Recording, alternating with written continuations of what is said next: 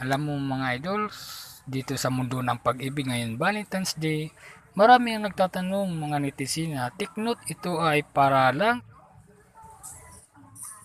Tingnan natin itong isang Bilang netizen. mga single po ay nagse-celebrate po sila na ay natutulog, kumakain.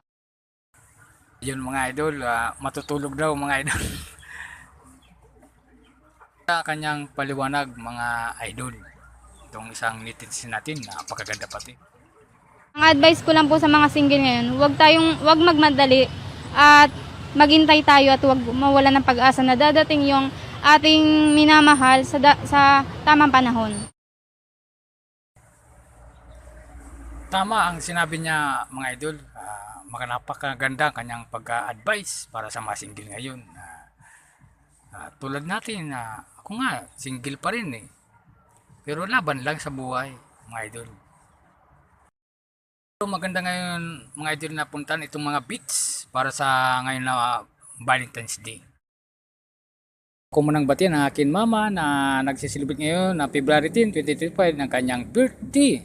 Birthday, mini to come. Thanks for watching.